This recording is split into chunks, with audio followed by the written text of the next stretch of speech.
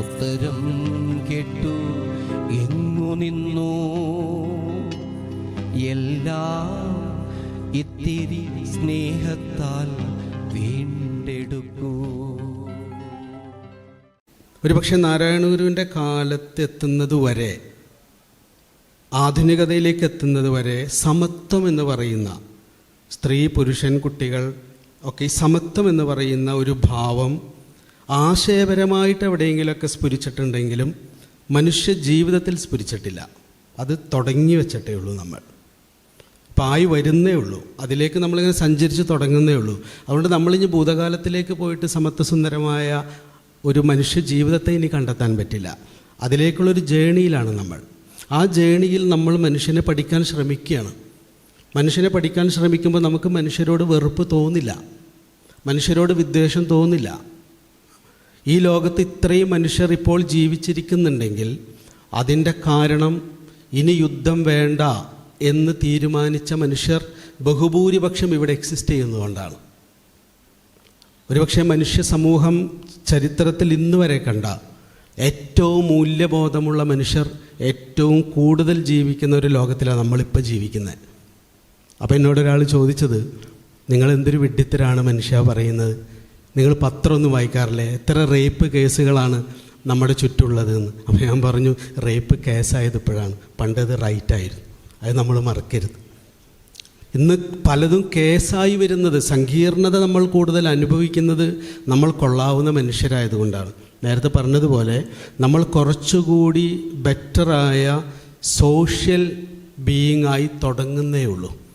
നമ്മൾ വളരെ ഇൻഡിവിജ്വലായിട്ടുള്ള നമ്മുടെ ബേസിക് ആയിട്ടുള്ള ഇൻസ്റ്റിങ്ക്റ്റിനെ ഫോളോ ചെയ്താണ് കാലങ്ങളായിട്ട് ജീവിച്ചുകൊണ്ടിരുന്നത്. ഞാൻ മുറ്റത്ത് നിന്ന് കളിക്കുമ്പോൾ എൻ്റെ വീട്ടിലേക്ക് കയറി വരുന്ന മുതിർന്ന ഒരാൾ, അത് അമ്മാവനാവട്ടെ അയൽക്കാരനാവട്ടെ, അയാൾ എൻ്റെ തലയ്ക്കൊരൊറ്റ അടി അടിക്കുമ്പോൾ, പോയിരുന്ന് പഠിക്കടാ എന്ന് പറഞ്ഞ ഒരൊറ്റ അടി അടിക്കുമ്പോൾ ആ അടിയിൽ എന്തെങ്കിലും തെറ്റുണ്ടെന്ന് അടിച്ച അമ്മാവനോ കൊണ്ട എനിക്കോ അത് കണ്ടു നിന്ന് എൻ്റെ ഉപ്പാക്കോ ഉമ്മാക്കോ തോന്നിയിട്ടില്ല. മുതിർന്ന ഒരാളല്ലേ, കുട്ടിക്ക് 2 എണ്ണം കൊടുത്താലും കുഴപ്പമില്ല എന്നാണ്. 100 വർഷം മുമ്പല്ല ഞാൻ പറയുന്നത്, ഇന്നലെ വരെ. ഇന്നാണ് നമുക്ക് തോന്നി തുടങ്ങിയത്. അതായത് നമ്മൾ വളരെ ഇൻഡിവിജ്വലായിട്ട്, നമ്മൾ ഹെയറാർക്കിക്കലായൊരു സ്പീഷീസാണ്, മുകളിലും താഴെയും ആയിട്ടാണ്. ഒരു ജീവി എന്ന നിലയിൽ നമ്മുടെ മുകളിൽ ഏതെങ്കിലും ഒരാൾ വേണം, നമുക്ക് താഴെ ഒരാളെങ്കിലും വേണം. അപ്പോഴേ നമുക്ക് ജീവിക്കുന്നു എന്നുള്ള ഫീൽ ഉണ്ടാവും.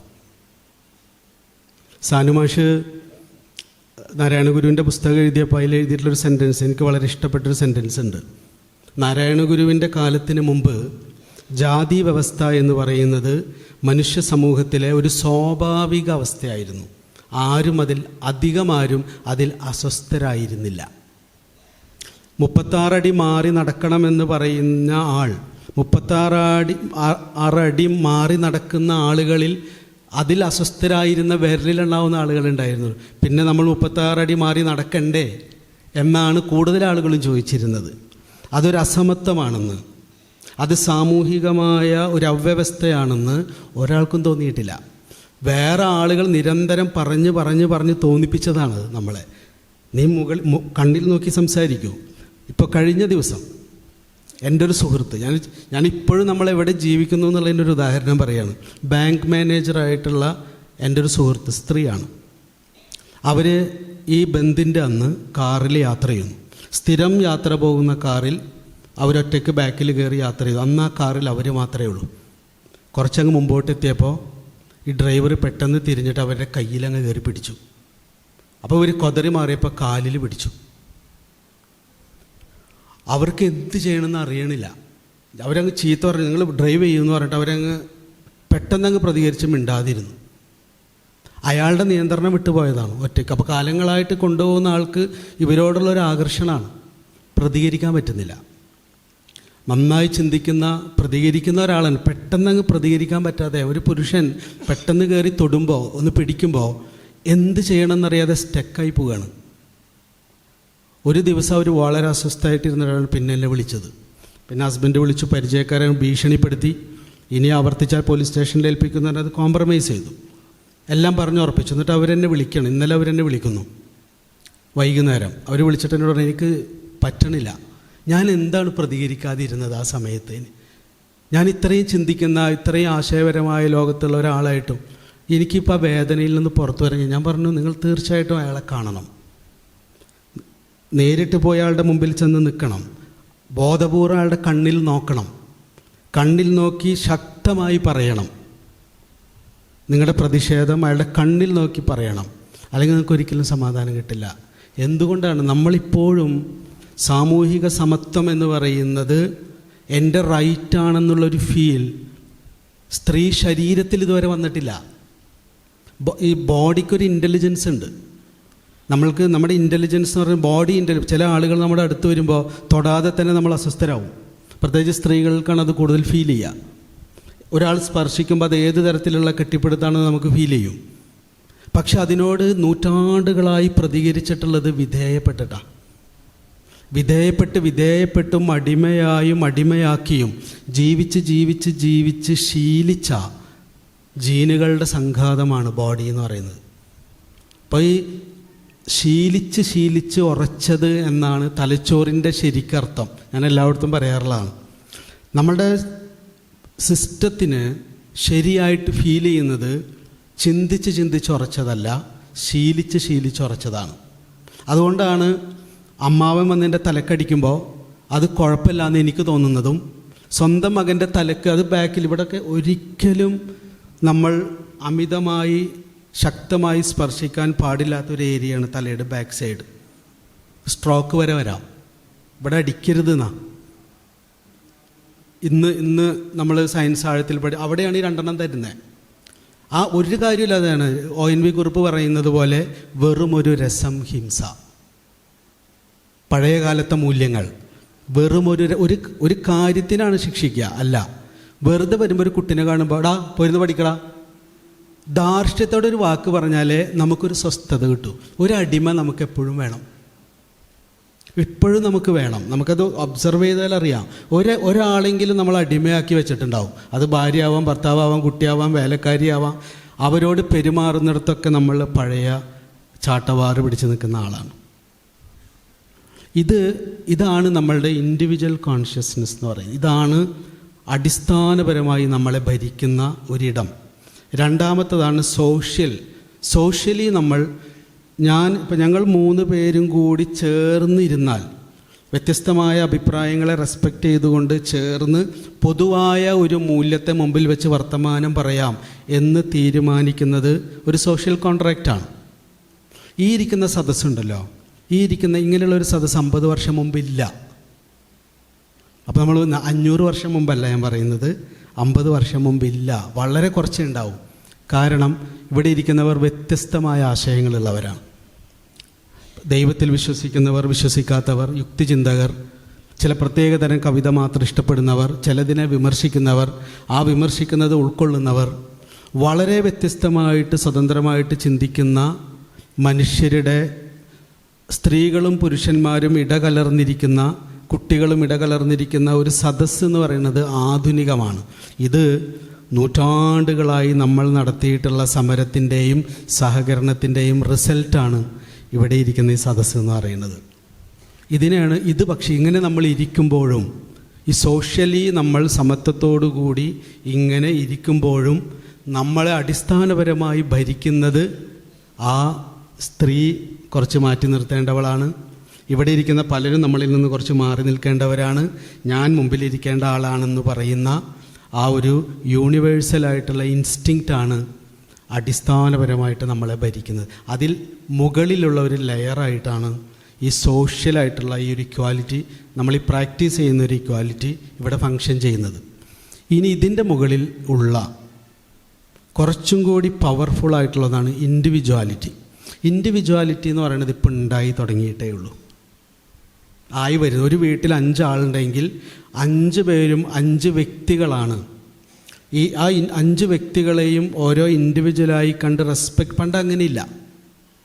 പണ്ടത്തേന്ന് പറയുന്ന ഒരു വീട്ടിൽ ഒരാൾ ജീവിക്കുന്ന ആളും ബാക്കിയുള്ളവരൊക്കെ അയാൾക്ക് വേണ്ടി ജീവിക്കുന്ന ആളുമാണ്.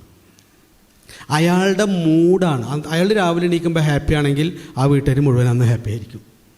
അയാൾ രാവിലെ എണീക്കുമ്പോൾ അസ്വസ്ഥനാണെങ്കിൽ, ഞാൻ കേട്ടിട്ടുണ്ട് വല്യപ്പാക്ക് എന്തോ കുഴപ്പമുണ്ട് അതുകൊണ്ട് ഒന്ന് ഒച്ച വെക്കണ്ട, വല്യപ്പ ഒക്കെ ആണെങ്കിൽ നമുക്ക് ഒച്ച വയ്ക്കാം. ഇന്നത് മാറി. അപ്പോൾ ഇന്ന് ഒരു ഏറ്റവും ആഴത്തിൽ ഒരിക്കലും മാറാതെ എപ്പോഴും തുടരുന്ന നാച്ചുറലായിട്ടുള്ള ലോകം മുഴുവൻ എൻ്റെ കൂടെ നിൽക്കണം, ഞാനാണ് ശരി എന്ന് കരുതുന്ന വളരെ യൂണിവേഴ്സലായിട്ടുള്ള നാച്ചുറലായിട്ടുള്ള ഒരു ഇൻസ്റ്റിങ്ക്റ്റിൻ്റെ ഒരു ലെയറാണ് ഫങ്ഷൻ ചെയ്യുന്നതെങ്കിൽ അതിൻ്റെ മുകളിൽ വ്യത്യസ്തമായുള്ള ഗോത്രങ്ങൾ തമ്മിൽ ചേരുകയും സഹകരിക്കുകയും ഇന്നും നയതന്ത്രജ്ഞ ബന്ധം എന്നാണ് നമ്മൾ പറയുക. രണ്ട് രാജ്യങ്ങൾ തമ്മിൽ നയതന്ത്രജ്ഞ ബന്ധത്തിലൂടെയാണ് സൗഹൃദം നിലനിർത്തുന്നത്. നാച്ചുറലായിട്ടല്ല, നയപരമായിട്ടാണ്. നമ്മളും നമ്മുടെ ഏറ്റവും പ്രിയപ്പെട്ട ആളായിട്ടുള്ള ബന്ധം നിലനിർത്തുന്നത് നയപരമായിട്ടാണ്, നാച്ചുറലായിട്ടല്ല. ഇത് രാജ്യങ്ങൾ തമ്മിൽ മാത്രമല്ല. എൻ്റെ വീട്ടിൽ ഭാര്യയും ഭർത്താവോ അച്ഛനും അമ്മയും കുട്ടികളോ ടീച്ചറും വിദ്യാർത്ഥികളും തമ്മിലുള്ള ഏത് റിലേഷൻഷിപ്പും ഹാർമോണിയസായി കൊണ്ടുപോകണമെങ്കിൽ സ്നേഹം പോരാ, നയം വേണം. കാരണം സ്നേഹം കൊണ്ട് ഒരിക്കലും ഒരു ബന്ധത്തെ പൂർണ്ണമായും ഹാർമോണിയസ് ആക്കാൻ പറ്റില്ല. നയപരമായി സ്നേഹിക്കാൻ കഴിയണം. നമ്മൾ ചില സമയത്ത് നമ്മൾ ദേഷ്യം വന്നാലും മിണ്ടാതിരിക്കും. നമുക്കറിയാം അപ്പം മിണ്ടിയാൽ അതിലുള്ള സ്നേഹം കൂടി പോകും. ഇതാണ് നയം. ഇതുതന്നെയാണ് നമ്മൾ രണ്ട് രാജ്യങ്ങൾ തമ്മിൽ ചേർത്ത് വയ്ക്കുന്നത്. നാച്ചുറലായിട്ടുള്ള നമ്മളുടെ ഇൻസ്റ്റിങ്ക്റ്റിൻ്റെ മുകളിൽ നയപരമായ സമീപനങ്ങളിലൂടെ പരസ്പരം ചേർന്ന് നിൽക്കുക എന്ന് പറയുന്നതാണ് സാമൂഹിക ബോധം എന്ന് പറയുന്നത്. ആ സാമൂഹിക ബോധത്തിൻ്റെ ഒരു പടിയും കൂടി കയറുന്നതാണ് ഒരാളെ ഇൻഡിവിജ്വലായി അംഗീകരിക്കുക എന്ന് പറയുന്നത്. ആ ഒരു ഉദാഹരണം കൂടി പറഞ്ഞ് ഞാൻ നിർത്താം. ഒരു 10-20 വർഷം മുമ്പ് നമ്മളൊരു ഹോട്ടലിലേക്ക് പോകുന്നു എന്ന് കരുതുക. ഒരു വീട്ടിലുള്ള എല്ലാവരും ആ സപ്ലയർ ഒരു മെനു ആയിട്ട് വന്നിട്ട് അതിലത്തെ ഏറ്റവും പ്രധാനപ്പെട്ട ആളുടെ കയ്യിൽ കൊടുക്കും. അയാൾ ആ മെനു നോക്കിയിട്ട് 4 ബിരിയാണി, 3 ചപ്പാത്തി, 2 ഫ്രൈഡ് റൈസ്, 3 ചിക്കൻ കറി എന്നൊക്കെ പറയും. ബാക്കിയുള്ളവരൊക്കെ അയാളെ നോക്കിയിരിക്കുന്നുണ്ടാവും. കാരണം അവിടെ ഇൻഡിവിജ്വൽസിന് ഒരു പ്രാധാന്യമില്ല വീട്ടിൽ. ആ മുതിർന്ന ആൾ പറയും, അയാൾ ഓർഡർ ചെയ്യുന്നത് ബാക്കിയുള്ളവരൊക്കെ കഴിച്ചോളണം. അതിനെല്ലാവരും സമ്മതരായിരുന്നു. ഇന്ന് അത് മാറിക്കഴിഞ്ഞു. നമ്മൾ മുതിർന്നവരിനി ഉണർന്നു വരേണ്ട ഒരിടമാണ്.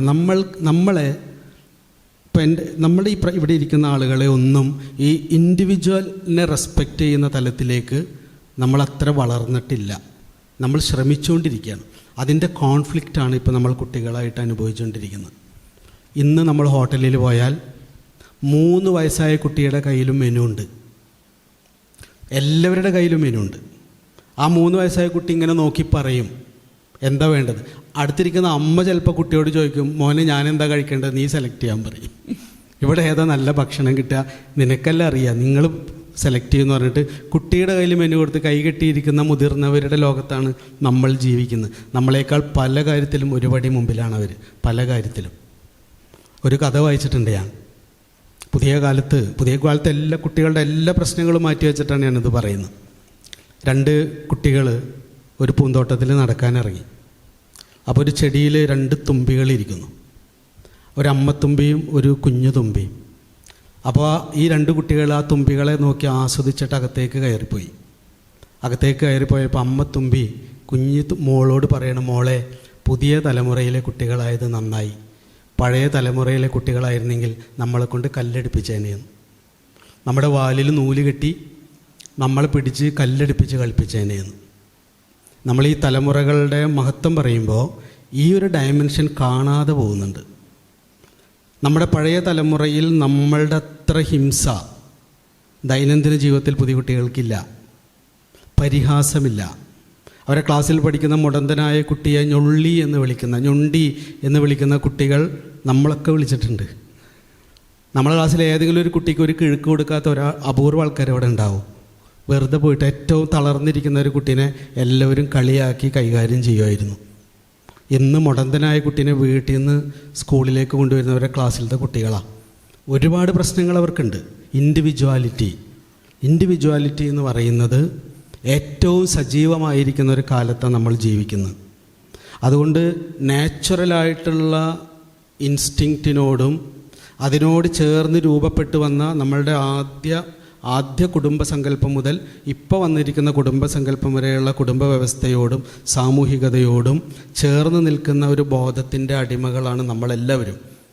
വളരെ കുറച്ച് ആളുകൾക്ക് മാത്രമാണ് ഇൻഡിവിജ്വലായിട്ട് ഒരാളെ റെസ്പെക്റ്റ് ചെയ്യുന്ന ഒരു മനോഭാവം ഉണ്ടായി വന്നിട്ടുള്ളൂ. പുതിയ കുട്ടികൾക്ക് അത് വളരെ കൂടുതലാണ്. ഇത് മൂന്നും, ഈ യൂണിവേഴ്സലായിട്ടുള്ള ബേസിക് ഇൻസ്റ്റിങ്ക്റ്റും സോഷ്യലായി രൂപപ്പെട്ടു വന്ന നമ്മുടെ ഐഡൻറ്റിറ്റികളുണ്ട്. ഞാനൊരു എഴുത്തുകാരൻ, ഞാനൊരു പ്രഭാഷകൻ, ഞാനൊരു ശാസ്ത്രജ്ഞൻ, ഞാനൊരു കുടുംബനാഥൻ, ഞാനൊരച്ഛൻ, ഞാനൊരമ്മ, ഞാനൊരു ടീച്ചർ, ഞാൻ മുതിർന്നവർ എന്നൊക്കെ പറഞ്ഞ് നമ്മൾ കെട്ടിപ്പൊക്കിയിട്ടുള്ള ഐഡൻറ്റിറ്റികളെ മുഴുവൻ ക്യാൻസൽ ചെയ്യുന്ന ഒരു തലമായിട്ടാണ് നമ്മുടെ കുട്ടികൾ മുമ്പിൽ വന്ന് നിൽക്കുന്നത്. അവരാരെയും നിങ്ങൾ പ്രായമായിരിക്കുന്നു എന്ന കാരണത്താൽ റെസ്പെക്റ്റ് ചെയ്യില്ല. പ്രായത്തെ ബഹുമാനിക്കുക എന്ന് പറയുന്ന ഒന്നില്ല. ഇനി ഒരു കാലത്തും നമ്മൾ പ്രായത്തെ അല്ല റെസ്പെക്റ്റ് ചെയ്തിട്ടുള്ളത്. അതുകൂടി പറഞ്ഞ്, എന്തുകൊണ്ടാണ് പഴയ കാലത്ത് പ്രായമായവരെ നമ്മൾ ബഹുമാനിച്ചിരുന്നത്? പ്രായമായവരെ ബഹുമാനിച്ചിരുന്നത് അവർ പ്രായമായതുകൊണ്ടല്ല. ആദ്യകാലത്ത് നമ്മുടെ അറിവ് വായ്മൊഴിയായാണ് കൈമാറി വന്നിരുന്നത്. വരമൊഴി ഉണ്ടാകുന്നതിന് മുൻപ് വായ്മൊഴിയായി അറിവ് കൈമാറി വന്നിരുന്ന കാലത്ത് അറിവിൻ്റെ ഇരിപ്പിടം ഏറ്റവും പ്രായമായവരാണ്. എല്ലാ അറിവുള്ള ആളെന്ന് പറഞ്ഞാൽ ഏറ്റവും പ്രായമുള്ള ആളാണ്. എപ്പോൾ നെല്ല് വിതയ്ക്കണം, എപ്പോൾ കൊയ്യണം, എപ്പോൾ മഴ പെയ്യും, എപ്പോൾ ഒരു മുറിവുണ്ടായാൽ എന്ത് മരുന്ന് തേക്കണം, ഇതെല്ലാം നമ്മൾ ചെന്ന് ചോദിച്ചിരുന്നത് കാർന്നവന്മാരോടാണ്. ആ അറിവിൻ്റെ ഇരിപ്പിടമായിരുന്നു മുതിർന്നവർ എന്നതുകൊണ്ടാണ് വളർന്നു വരുന്നവർക്ക് മുതിർന്നവരോട് റെസ്പെക്റ്റ് ഉണ്ടായിരുന്നത്. പ്രായത്തെ അല്ല ബഹുമാനിച്ചിരുന്നത്, ആ പ്രായമായവരിൽ നിക്ഷിപ്തമായിരുന്ന അറിവിനെയാണ് ബഹുമാനിച്ചിരുന്നത്. എന്നിട്ട് ഇന്ന് നമ്മൾ പറയാണ് പ്രായമായവരെ എന്തിന് നമ്മളെ ബഹുമാനിക്കണം? നമ്മൾ ബഹുമാനിതരാവേണ്ട എന്താണ് നമ്മുടെ കുട്ടികൾക്ക് കൊടുത്തിട്ടുള്ളതെന്ന് നമ്മൾ ചോദിച്ചു തുടങ്ങേണ്ടതുണ്ട്. അവരതാണ് നോക്കുന്നത്. ഞാനിപ്പോൾ എൻ്റെ ഒരു ഫോൺ ഹാങ് ആയി കഴിഞ്ഞാൽ ഞാൻ ആദ്യം അത് കൊണ്ടുകൊടുക്കുക 25 വയസ്സിന് താഴെയുള്ളവരുടെ കയ്യിൽ. അവർക്കാണത് വൃത്തിയായിട്ട് ശരിയാക്കി തരാൻ പറ്റുക. ഞാൻ നേരത്തെ പറഞ്ഞ ഒരു സ്ഥലത്ത് ഒരു ഹോട്ടലിൽ ഭക്ഷണം കഴിക്കാൻ പോയാൽ അവിടെ കൊള്ളാവുന്ന ഭക്ഷണം എന്താണുള്ളതെന്ന് ഇപ്പോഴത്തെ കുട്ടികൾക്കാണ് നന്നായിട്ട് അറിയാം. ഇങ്ങനെ പല കാര്യങ്ങളും ഞാനിത് എന്തുകൊണ്ട് എടുത്ത് പറയുന്നത് വെച്ച് കഴിഞ്ഞാൽ നമ്മൾ ആ ഡയമെൻഷൻ തീരെ പറയാത്തതുകൊണ്ടാണ്. നമ്മൾ കുട്ടികളുടെ പ്രശ്നങ്ങളെക്കുറിച്ച് ഇങ്ങനെ പറഞ്ഞുകൊണ്ടിരിക്കുകയാണ്.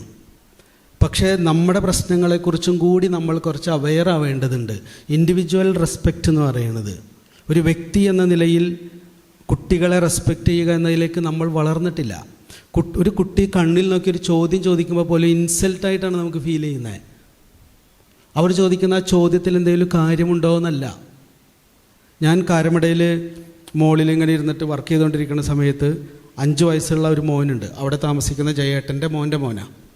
അവൻ പെട്ടെന്ന് വാതിൽ തുറന്നകത്തേക്ക് വന്നു. 5.5 വയസ്സേ ഉള്ളൂ, 5.5-6 വയസ്സ്. എന്നെ ഷൗക്കത്തപ്പൂപ്പ എന്നാണ് വിളിക്കുക. ഷൗക്കത്തപ്പൂപ്പ എന്നിട്ടപ്പോൾ ഞാൻ അപ്പോൾ ഞാനെന്താ കാര്യമായിട്ട് എഴുതിക്കൊണ്ടിരിക്കുക. അപ്പം പറയും, മോനെ നീ കൊഞ്ചം കഴിഞ്ഞു വാ, ഞാൻ കൊഞ്ചം വേല ഇറക്കിങ്കയെന്ന് പറഞ്ഞു. അപ്പോൾ അവൻ തമിഴാണ്. അപ്പോൾ അവൻ മെല്ലെ പുറത്തേക്ക് പോയി. എന്നിട്ട് വീണ്ടും വന്നിട്ട് പറഞ്ഞ്, ഒരു വിഷയം കേൾക്കട്ടുമാന്ന് ചോദിച്ചു. ആന്ന് പറഞ്ഞു. ഇല്ല, ഷൗക്കത്ത് മാമൻ ഇവിടെ ആളുകളൊക്കെ വന്നിരുന്ന് സംസാരിക്കുമ്പോൾ പറയാറില്ലേ, നമ്മൾ എത്ര സീരിയസ് ആയിട്ടുള്ള പണിയെടുത്തുകൊണ്ടിരിക്കുകയാണെങ്കിലും കുട്ടികൾ നമ്മളുടെ അടുത്ത് വന്നാൽ നമ്മൾ ആ പണി മാറ്റിവെച്ച് കുറച്ച് സമയം കുട്ടികളോട് ചെലവഴിച്ച് അനുനയപൂർവ്വം അവരെ പോകാൻ പറഞ്ഞിട്ട് പണി തുടരണമെന്ന്, പിന്നെന്താണ് എന്നോട് ഇങ്ങനെ പെരുമാറുന്നതെന്ന്. അപ്പോൾ ഇതാണ് പുതിയ കുട്ടികൾ. ഇത് നമ്മളോട് ചിലപ്പോൾ കുട്ടികൾ ചോദിക്കുന്നില്ലായിരിക്കും, പക്ഷെ അവരുടെ ഉള്ളിൽ ഇതുണ്ട്. ഈ ചോദ്യമൊന്നും നമുക്കുണ്ടായിട്ടില്ല പണ്ട്. എന്തുകൊണ്ടുണ്ടായിട്ടില്ല? നമ്മളൊക്കെ ജനിച്ചത് കുട്ടികളായിട്ടായിരുന്നു. ഇപ്പോൾ കുട്ടികൾ ജനിക്കുന്നില്ല, ഇപ്പോൾ വ്യക്തികളെ ജനിക്കുന്നുള്ളൂ. ഇൻഡിവിജ്വൽസ് ജനിച്ച കാലത്താണ് നമ്മൾ ജീവിക്കുന്നത്. നമ്മളൊക്കെ കുട്ടികളായി ജനിച്ചവരാണ്. കുട്ടികൾ എന്ന് പറയുന്നത് നല്ലതൊന്നായിരുന്നു. എല്ലാവർക്കും മേടാനുള്ള ചെണ്ടയാണ് കുട്ടി. ഇന്ന് കുട്ടികളില്ല. ഒരാളെയും മേടാൻ അവർ സമ്മതിക്കില്ല. അവർക്ക് നമ്മുടെ ജീവിതത്തിന് പകുത്തു കൊടുത്താലും നമ്മളവരെ മേടാൻ ചെന്നാൽ അവർ ചോദ്യം ചെയ്യും. അപ്പോൾ ഞാൻ നിനക്ക് ഭക്ഷണം തന്നില്ലേ, വസ്ത്രം വാങ്ങിച്ചെന്നില്ലേ, ലാപ്ടോപ്പ് വാങ്ങിച്ചെന്നില്ലേ, നിന്നെ നോക്കുന്നില്ലേ, ഫീസ് അടക്കുന്നില്ലേ? ഒരു കാര്യമില്ല. അവർക്ക് ആദ്യം വേണ്ടത് അവരുടെ ഇൻഡിവിജ്വാലിറ്റിയെ റെസ്പെക്റ്റ് ചെയ്യുന്ന മുതിർന്നവരെയാണ്. ഇത് മൂന്നും തമ്മിലുള്ള സംഘർഷമാണ്, സങ്കീർണതയാണ് ദൈനംദിന ജീവിതത്തിലെ ഓരോ മുഹൂർത്തത്തിലും നമ്മൾ അനുഭവിക്കുന്നത്.